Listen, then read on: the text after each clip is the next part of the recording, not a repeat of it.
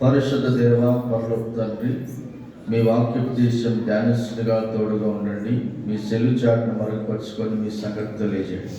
మీరు నాలో ఉండి మాట్లాడండి, దర్శించండి. వాక్య గ్రహింపు మీ బిడ్డలందరికీ దయచేయమని యేసు క్రీస్తు ప్రియనామములో అడుగుచున్నాం తండ్రి, ఆమేన్. దేవునికి మహిమ కలుగును.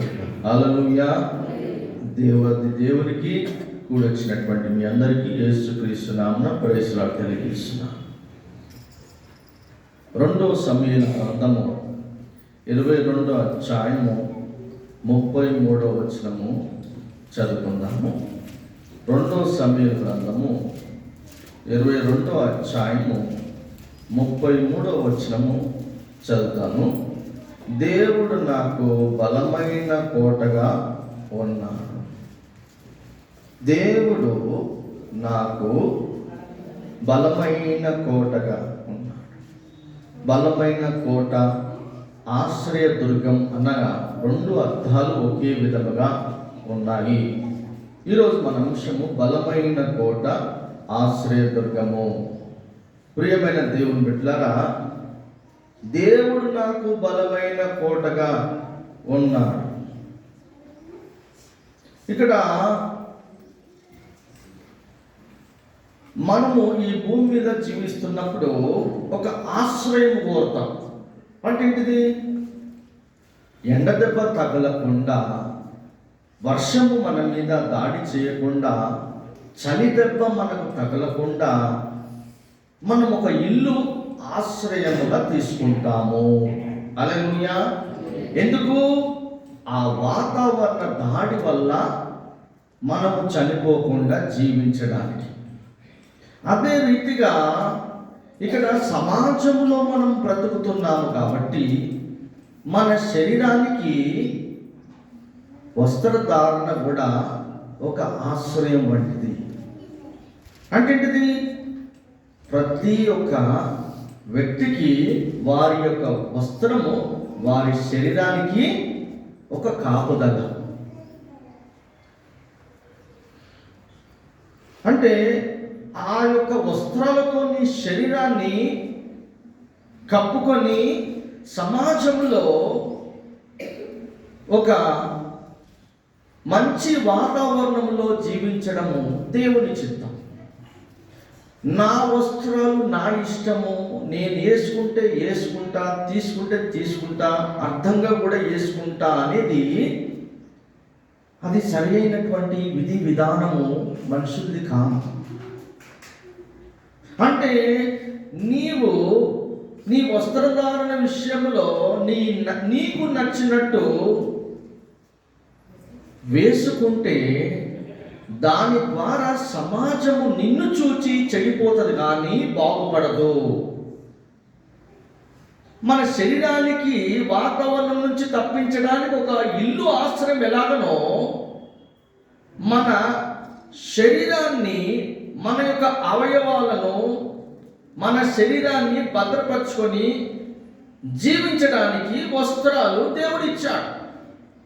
ఆనాడు పండు తిన్నాడు ఆదాము, స్త్రీ పండు తిన్న వెంటనే ఏదేను తోట నుంచి వెళ్ళగొట్టిన తర్వాత దేవుడు వెంటనే వారిని వస్త్రాలు లేకుండా నగ్నంగా పంపించలేదు. వాళ్ళకు దేవుడే స్టిచ్చింగ్ చేసి ఆ యొక్క వస్త్రాలను గుట్టి వారికి ఇచ్చాడు. ఎందుకు? సమాజంలో బయటికి వెళ్తున్నారు. అప్పటి వరకు దేవుని ఆధీనములో ఉన్నారు. ఏదేను వనములో వస్త్రాలతో, మహిమ వస్త్రాలతో ఉన్నారు. పండు తిని మహిమ వస్త్రాలు. మహిమ వస్త్రాలు అంటే వెలుగు వస్త్రాలు అన్నమాట. ఆ వెలుగు వేసుకుంటే శరీరంలో ఏ భాగం కనపడదు, మొత్తం వెలుగుతూ ఉంటారన్నమాట. కానీ ఎప్పుడైతే పండు తిన్నారో ఆ వెలుగు వస్త్రాలు కోల్పోయినాక వారు వస్త్రాలు లేకుండా ఈ యొక్క కనపడ్డారు. అప్పుడు దేవుడు విచారం చేసి వారికే వస్త్రాలు దేవుడే కుట్టి వారికి వస్త్రాలు తొడిగించి ఇచ్చాడు. తొడుక్కోండి. అంటే మన శరీరము పాపముతో జీవిస్తున్నది, లోకముతో మనం ఉన్నాం, అంటుకట్టబడ్డాం. కాబట్టి క్రైస్తవులమైన మనము ఒక గౌరవపదమైన వస్త్రాలు, ఇతరులకు చెడు ఆలోచనలు పుట్టించకుండా సమాజంలో మనము మన శరీరానికి మన వస్త్రాలే ఆశ్రయం వంటిది. అందుకే నీకు నచ్చినట్టు చేసుకుంటే అది దేవుని వాక్యం ఒప్పుకోదు. ఇప్పుడు రెండు వైపులు ప్రపంచం కొట్లాడుతున్నది. మరి ముఖ్యంగా మన తెలుగు రాష్ట్రంలో వస్త్రధారణ ఉండాలి, సాంప్రదాయ వస్త్రధారణ ఉండాలి, ఇష్టం వచ్చింది వేసుకోవద్దని ఒక వర్గం పోటీ పడి కొట్లాడుచున్నది. మేము వేసుకుంటే ఏంది, నీకెందుకు, మా శరీరం మా ఇష్టమని ఇంకో వైపు పోరాటం లేదు. నేనైతే వస్త్రధారణ, నిండు వస్త్రధారణ వేసుకోవడం వైపు నేనున్నాను. నేను ఎవరికి మనసుకు తోచినట్టు ఇష్టం వచ్చినట్టు వేసుకోవడము అది సమాజానికి అసభ్యకరము. రెండోది నీ మీద చెడు ఆలోచన పడుతుంది, కానీ ఎదుటి వ్యక్తికి దానివల్ల ఒక వ్యక్తి మారు మనసు పొంది రక్షింపబడడు. హల్లెలూయా. సో ఈ వాతావరణం నుంచి తప్పించడానికి ఎలాగైతే ఇల్లు ఆశ్రయమో, మన శరీరం చూసి ఇతరులకు చెడు కోరిక రావద్దంటే మన శరీరాన్ని చక్కటి నిండు వస్త్రాలతో ధరించుకొని ఉండాలి. హల్లెలూయా. అది దేవుని పద్ధతి. ప్రియమైన దేవుని బిడ్డ, రెండవది నహూము గ్రంథము 1వ అధ్యాయము 7వ వచనం చూసుకుందాం. నహూము గ్రంథము 1వ అధ్యాయము 7వ వచనం. యెహోవా ఉత్తముడు, శ్రమ దినమందు ఆయన ఆశ్రయదుర్గము, తన యందు నమ్మిక ఉంచు వారిని ఆయన ఎరుగును. దేవుడు ఉత్తముడు. సో మనము ఆశ్రయం ఎప్పుడు కోరుతాము? దేవుని ఆశ్రయం శ్రమ వచ్చినప్పుడు. బ్రదర్స్ డ్యూటీకి వెళ్తారు, పనులకు వెళ్తారు. వెళ్ళినప్పుడు ఆ డ్యూటీ దగ్గర అన్నీ చక్కగా జరుగుతుందా? బాగా జరగదు. అక్కడ కూడా ఏదో గొడవ, అక్కడ కూడా ఏదో శోధన, అక్కడ కూడా ఏదో శ్రమ ఉంటూనే ఉంటుంది. పనులు చేస్తూ ఉంటారు, కానీ ఆ గొడవలు, వాళ్ళు చేసే డ్యూటీ దగ్గర, పని దగ్గర గొడవలన్నీ అలానే కడుపులో పెట్టుకొని ఇంటికి వచ్చిన తర్వాత భార్య అడుగుతుంది, ఏమైంది, ఎలా జరిగింది పని, డ్యూటీ బాగా జరిగింది? బాగా జరిగింది అంటారు, కానీ అక్కడ జరిగినటువంటి ఆ శోధనలన్నీ భార్య దగ్గర పంచుకోరు. ఎందుకు? ఈమె కంగారు పడి అభ్యంతరం ఉంటుందని అవన్నీ ఏం చెప్పకుండా బాగానే అయిందిలే, మంచి చేసుకొని వచ్చారంటారు. సో ఇంట్లో మరి ఇల్లాలు ఏదో ఒక పని, ఏదో ఒక వస్తువు, ఏదో ఒకటి చెయ్యాలని వారికి ఒక శ్రమ ఉన్నది. దాంతోపాటు మనకు తెలియకుండానే రోగాలు వస్తున్నాయి. అదొక శోధన. తెలియకుండానే ఆర్థిక సమస్యలు మన పైన దాడి చేస్తున్నాయి. అదొక శోధన. మరి ఇవన్నీ శ్రమకు మనకు ఉన్నాయి. మనల్ని జయించడానికి శ్రమలు మన ఎదురు ఉన్నాయి. అప్పుడు దేవుడు మనకు ఆశ్రయముగా ఉండి ఆ శ్రమ దినమున దేవుడు మనల్ని తప్పిస్తాడు. హల్లెలూయా. దేవుడు తప్పిస్తాడు. ఎందుకంటే నేను శ్రమ సమయమున దేవుని యందు విశ్వాసం ఉంచాను కాబట్టి ఆ శ్రమ నుండి దేవుడు తప్పించి నాకు ఆశ్రయముగా ఉన్నాడు. ఆమేన్. జకర్యా గ్రంథము 9వ అధ్యాయం 12వ వచనం. జకర్యా గ్రంథము 9వ అధ్యాయం 12వ వచనం. బంధకములలో పడియుండి నిరీక్షణ గలవారలారా, మీ కోటను మరలా ప్రవేశించుడి, రెండంతలుగా మీకు మేలు చేసేదని నేడు నేను మీకు తెలియజేయచ్చు. బంధకములలో అంటే మన శ్రమ ఏం చేస్తుంది? మనల్ని బంధించేస్తుంది. మన సమస్య ఏం చేస్తుంది? మనల్ని బంధించేస్తుంది. మన రోగము మనల్ని బంధించేస్తుంది. ఏ పని చేసుకోకుండా, సంతోషంగా ఉండకుండా, మన శరీరంలో ఒక్క చిన్న బలహీనత వచ్చినా అన్ని అవయవాలు ఇబ్బంది పడతాయంట. అంటే శరీరంలో ఒక అవయవము బలహీనపరచబడ్డదనుకో, మిగతా అవయవాలన్నిటికీ శ్రమనేనంట. నిపుణులు చెప్తున్నారు, వైద్య నిపుణులు చెప్తున్నారు. సో మన శరీరంలో ఒక ఇబ్బందికరమైన శోధన మనం ఎదుర్కొన్నప్పుడు శరీరంలో ఉన్న అన్ని అవయవాలు ఇబ్బందికరంగా ఉంటాయంట, శోధింపబడతాయంట. అట్లా బంధింపబడతాం, ఆర్థిక సమస్యలతో బంధింపబడతాం. ఆ బంధింపబడింది విడిపించడానికి మనం దేవుని కోటలో ప్రవేశించాలి. హల్లెలూయా. దేవుని కోటలో అనగా దేవుణ్ణి ఆశ్రయించాలి. దేవుణ్ణి ఆశ్రయించినప్పుడు ప్రతి బంధకం నుండి దేవుడు విడుదలిస్తాడు. ఆర్థిక బంధకం నుండి దేవుడు విడుదలిస్తాడు. మానసిక బంధకం నుంచి దేవుడు విడుదలిస్తాడు. అనారోగ్య బంధకం నుండి దేవుడు విడుదలిస్తాడు. ప్రతి శ్రమ నుండి దేవుడు మనకు విడుదలిస్తాడు. హల్లెలూయా.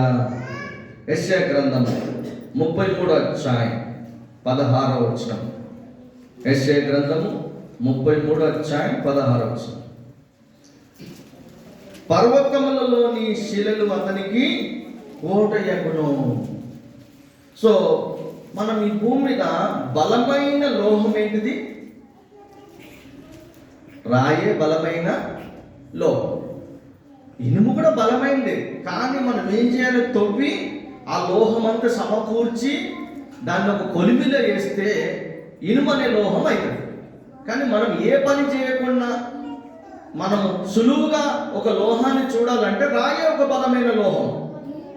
అంటే కొన్ని మనము ఎక్కడైనా ఒక ఎక్స్కర్షన్ కానీ ఒక కొండ గుహలలో వెళ్ళినప్పుడు, వేసవి కాలంలో మనకు సెలవులు వచ్చినప్పుడు, పిల్లలకు కాలేజీ సెలవు వచ్చినప్పుడు బయటికి వెళ్ళాలని చూస్తూ ఉంటాం, ప్లానింగ్ చేస్తాం, మరి ఎక్స్కర్షన్కి వెళ్తూ ఉంటాం.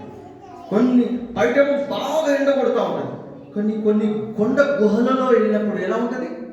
చల్లగా ఏసీ వాతావరణం చల్లగా ఉంటుంది. ఎందుకు?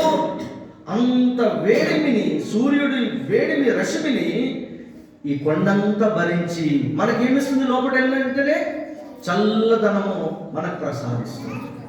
అంటే నా సమస్యలతో నేను సొమ్మసిలినప్పుడు, నా ఇబ్బందులతో నేను విరిగి నలిగినప్పుడు, అప్పుడు దేవుడు ఆ పర్వతము వలె నాకు నా సమస్యలన్నీ తీర్చి నా మనసును తృప్తిపరిచి చల్లారుతాడు.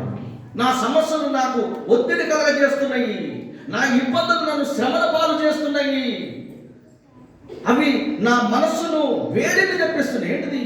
ఎక్కువ ఆలోచించి బ్రెయిన్ అంతా హీట్ అయిపోతున్నది. సమస్య నిన్ను హీట్ చేసేస్తుంది, నీ బ్రెయిన్ హీట్ చేసేస్తుంది. అప్పుడు నేను ఎప్పుడైతే ఆయనను ఆశ్రయించానో, ఆ కొండ ఎలాంటి చల్లదనం ఇస్తుందో, నేను యేసుని ఆశ్రయించినప్పుడు నా మనసంతా వేడిమిగా సమస్యలతో నింపబడిన నా మనసు చల్లదనము ప్రసాదిస్తాడు నా దేవుడు. హల్లెలూయా. అందుకే అక్కడ పర్వతాన్ని ఉదాహరణగా తీసుకున్నాడు, రాయిని ఉదాహరణ, కొండని ఉదాహరణ తీసుకున్నాడు. అదే రీతిగా 59వ కీర్తన 17వ వచనం. 59వ కీర్తన 17వ వచనం. దేవుడు నాకు ఎత్తైన కోటగాను కృపగల దేవుడుగాను ఉన్నాడు, నా బలమా నిన్నే కీర్తించదను. దేవుడే నాకు ఎత్తైన కోటగా ఉన్నాడు, కృపగల దేవుడు ఉన్నాడు. కాబట్టి నా ప్రాణము ఎవరిని కీర్తించాలి? నిన్నే ప్రభువా, నిన్నే. సో నా దేవుడు నాకు కృపను గ్రహిస్తాడు, ఎందుకంటే నా జీవితంలో ఆయన నాకు ఎత్తైన కోటగా ఉన్నాడు. సామెతల గ్రంథం 10వ అధ్యాయం 29వ వచనం. సామెతల గ్రంథం 10వ అధ్యాయం 29వ వచనం. యథార్థవంతునికి యెహోవా ఏర్పాటు ఆశ్రయదుర్గము, పాపము చేయువాడికి అది నాశనకరము. యథార్థవంతుడు అంటే ఏంటిది? ఈ భూమి మీద మనం జీవిస్తున్నాం, ఏదో ఒక దగ్గర పొరపాటు జరుగుతూనే ఉన్నది మన ద్వారా. యథార్థవంతురాలు ఏం చేస్తారు? ప్రభా, ఈ పొరపాటు జరిగింది, నన్ను క్షమించు అని తన తప్పు ఒప్పుకోవాలి. దేవుడు క్షమించేస్తాడు. నీ ఒక దగ్గర నేనేం చేయలేదు, నేనే పాపం చేయలేదు, నేనేం చేయలేదని నీ తప్పును నువ్వు కప్పుకోవడానికి, నువ్వు 100 అబద్ధాలని నీ తప్పును కప్పుకోవడానికి ప్రయత్నం చేస్తే అది నీకే నాశనముగా, పాపంగా మార్చబడుతుంది. ఎందుకు? నీవు తప్పు చేసిన వెంటనే సాతానుడు దేవునితో వాదిస్తాడు. ఏమని? ఆవిడ తప్పు చేసింది, ఇప్పుడు నువ్వు శిక్షించాలి. నువ్వు తప్పు చేసింది కాబట్టి నేను శోధించడానికి సిద్ధమవుతానంటాడు. అతను తప్పు చేశాడు, ఇప్పుడు నేను శోధించడానికి నేను సిద్ధమవుతాను. ఎందుకంటే తప్పు చేస్తే శిక్షించడానికి నేను రెడీ ఉండాలి కదా అని దేవునితో వాదిస్తూ ఉంటాడు వాడు. నేను ఏదన్నా ఒక రోగం చేస్తా, ఏదన్నా ఒక శోధన చేస్తా, ఏదన్నా బాధ తెప్పిస్తానని వాడు సిద్ధపడి ఉంటాడు దేవునితో వాదించడానికి. ఎప్పుడైతే ప్రభువా నన్ను క్షమించు, ఈ తప్పు చేశానని యథార్థంగా దేవుని దగ్గర ఒప్పుకుంటే దేవుడు క్షమించిన వెంటనే సాతానుడు నోరు మూసుకొని వెళ్ళిపోతాడు. ఎందుకు? ఆవిడ తప్పును ఒప్పుకొని నా దగ్గర పాప క్షమాపణ కోరింది.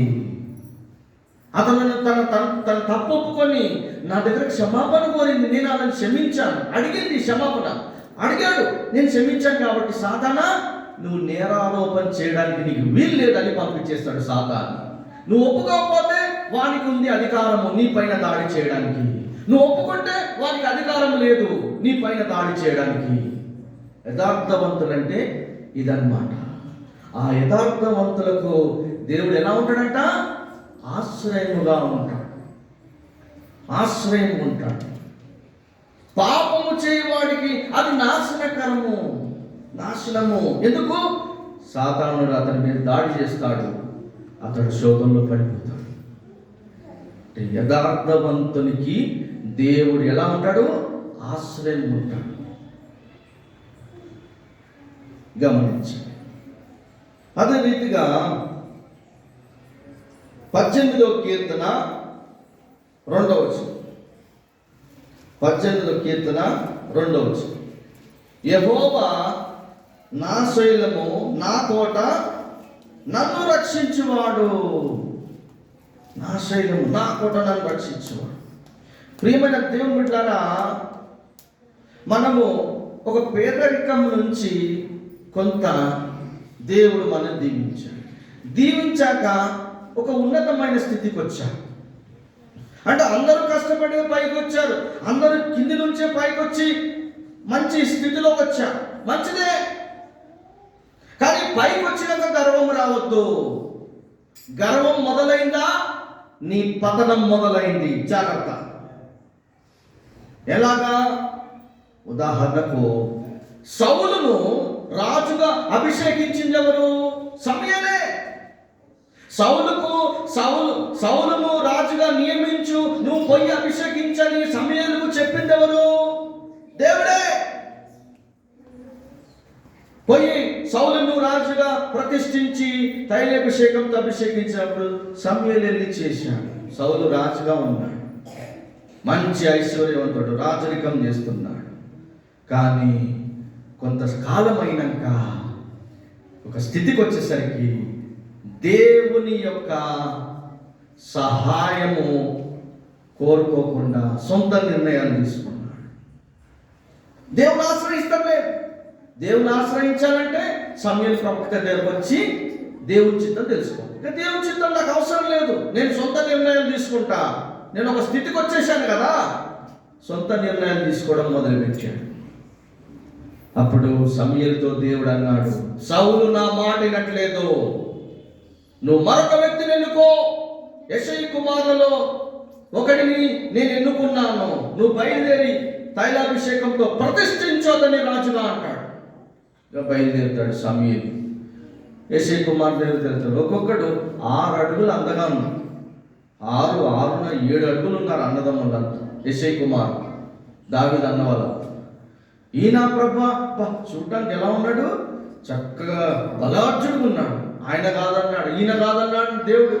ఇంకెవరు ఈయన లేకుంటే ఇంకెవరు ఉన్నారా అని అడుగుతాడు. లాస్ట్లో విసుకొచ్చేసి ఉన్నాడు ఒకడు, ఏదో పిలవండి అంటే అదే అక్కడ గొర్రెలు మేపుతున్నాడు, ఆడు దావీదు అంటారు.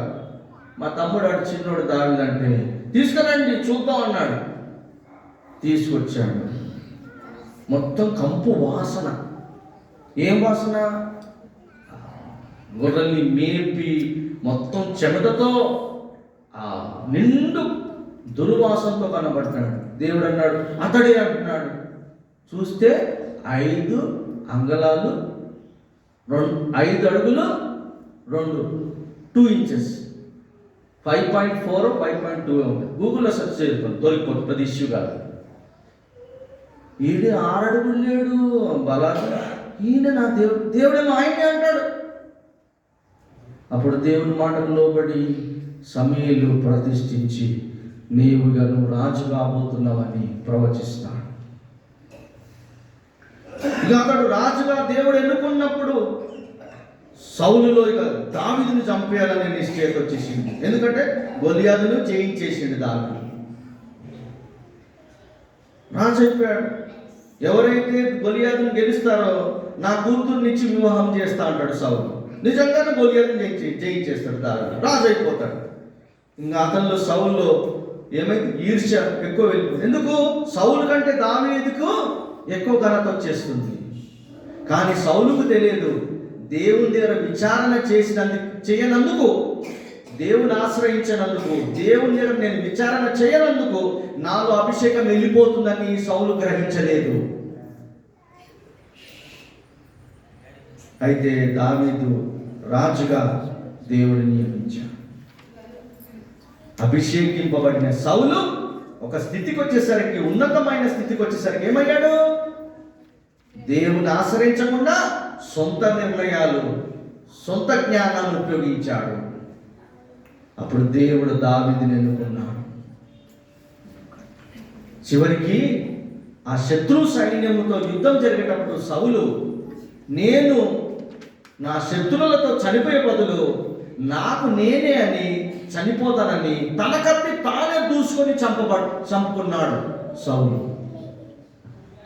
సౌలు పతనం అలా అయింది. ఎప్పుడైతే గర్వించాడో, ఎప్పుడైతే దేవుని చిత్తం కోసం ఎదురు చూడకుండా సొంత నిర్ణయం, సొంత జ్ఞానము ఉపయోగించాడో తన జీవిత గమ్యం ఏం తెలుసా? తన కత్తి తాను పొడుచుకొని చంపుకున్నాడు. సో మరి దావీదు నా హృదయానుసారి అన్నాడు దేవుడు. దావీదు తప్పు చేశాడు, చేయకూడని పాపం చేశాడు, ఒక సేవకుడు చేయకూడదు చేశాడు. కానీ నాతాను ప్రవక్త, దేవుడు నాతాను ప్రవక్తని దావీదుని సరి చేయడానికి పంపించినప్పుడు నాతాను ప్రవక్త ఒక కథలాగా చెప్పి ఆ తప్పు చేసింది ఎవడో వాడిని శిక్షించాలన్నప్పుడు అతడు నువ్వే దావీదు అంటాడు. వెంటనే బోర్ల మీద పడిపోయి, బండ మీద నేల మీద బోర్ల పడేసి దుఃఖించి, నేను చాలా తప్పు చేశాను ప్రభువా నన్ను క్షమించు అని పశ్చాత్తాపం. కానీ సౌలు తన తప్పు ఒప్పుకోలేదు, దావీదు వెంటనే ఒప్పుకున్నాడు. అందుకే దేవుడు అతన్ని క్షమించాడు. హల్లెలూయా.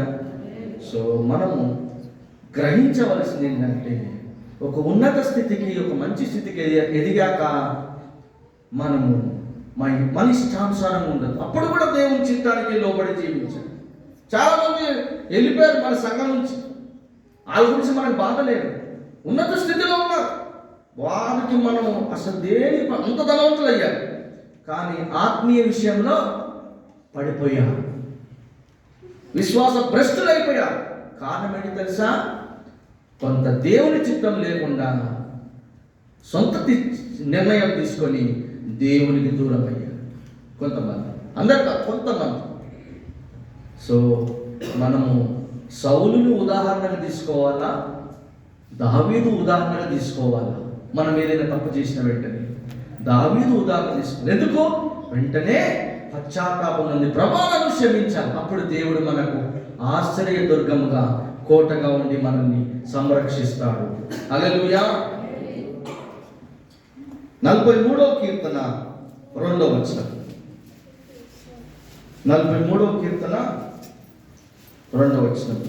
నీవు నాకు దుర్గమైన దేవుడవు, నన్ను త్రోసిటివేమి, నేను శత్రు బాధ చేత దుఃఖాక్రాంతుడనై సంచరింపనేలా. చూడండి, అంటే మనకు శోధన అనేది వస్తుంది, దుఃఖపడే సమయం వస్తుంది. కొన్నిసార్లు మనకు దేవుడు ఆశ్రయంగా, దుర్గంగా ఉండాలని ఆశించాడు. ప్రభా, నువ్వు లేకపోతే నేను ఈ శోధనని జయించలేను. నువ్వు లేకపోతే ప్రభా నేను ఒక మెట్టు ముందెళ్ళలేను, ఒక అడుగు ముందేయలేను. నాకు ఆశ్చర్యదుర్గంగా ఉండి ప్రభా అని ప్రతిదినం కోరుకోవాలి.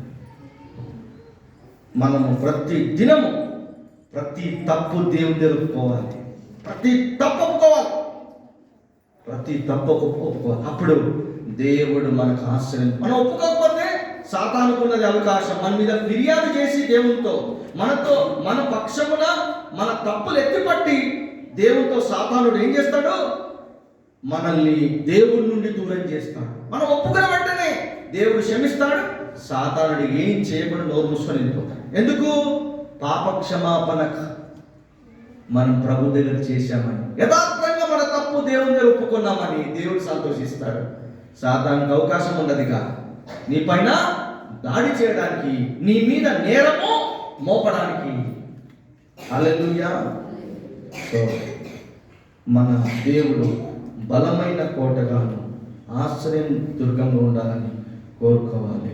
దేవుడు తన మాటను దీవించి ఆశ్రయించుగాక. హల్లెలూయా, హల్లెలూయా, హల్లెలూయా, హల్లెలూయా, హల్లెలూయా, హల్లెలూయా.